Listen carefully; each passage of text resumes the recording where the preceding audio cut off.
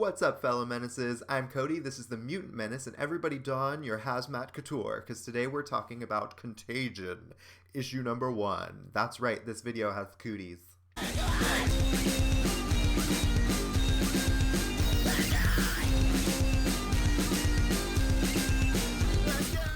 Contagion, issue number 1, was written by Ed Brisson, with art by Roge Antonio and colors by Veronica Gandini.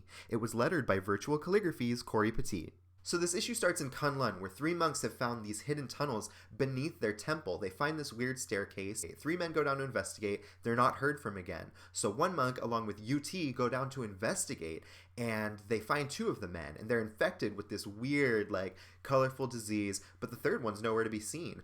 Come to find, he's infected and wandering all through these tunnels, and I guess somehow he ends up in New York and starts infecting things there because the Thing, Ben Grimm himself, has to he gets dragged down in the tunnels to investigate against his will. He's just shopping for, I think, kitty litter at the point, which is really funny, but he, of course, is drawn into this thing with this kid who's like, you have to help me find my friends, they're down in the tunnels and I don't know where they are. He goes down there, and they start seeing the effects of this disease. The moloids from the mole man who live underground, they've all been infected, and they start attacking Ben. So Ben calls for help from the rest of the Fantastic Four, who all come to help out, and then they literally just start dropping like flies. They're all infected by these things on contact. Ben Grimm is not infected himself, and I'm thinking it has something to do with, his genetic build, his biological makeup might be immune to it. So they all start dropping, they all get infected, which I have to think, I just did a video on Strike Force, and that had an infection of the mind with these strange things and the drinking of diseases. Marvel's very much concerning itself with infections this season. It's happening again here in Contagion. It looks like it's going to be the basis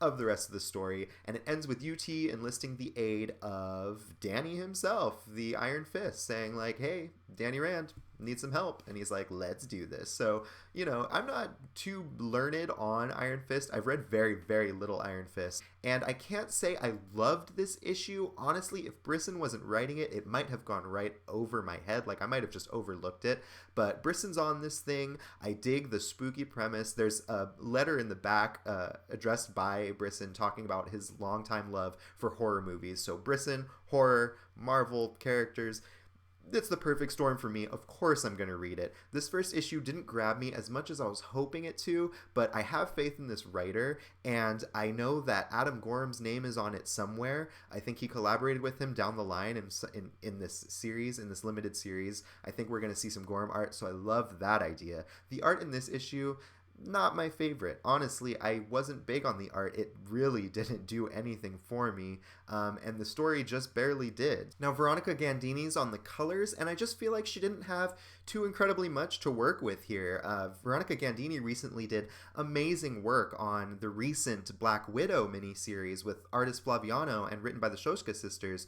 Veronica Gandini was able to really shine on that. I mean, her colors for Madripoor were just amazing, but here it's just kind of, it just kind of falls flat, and I think that's just because the art's just not really delivering anything too incredibly intricate. It's all kind of straightforward superhero fare, and for something that's leaning more toward this spooky, creepy, gross horror, body horror edge, it needed more edge. It needed something that looked a little edgier and maybe a little weirder and outside of the comfort zone. I wish this issue was a better introduction into what's going on, because I felt like it was a little bit weak.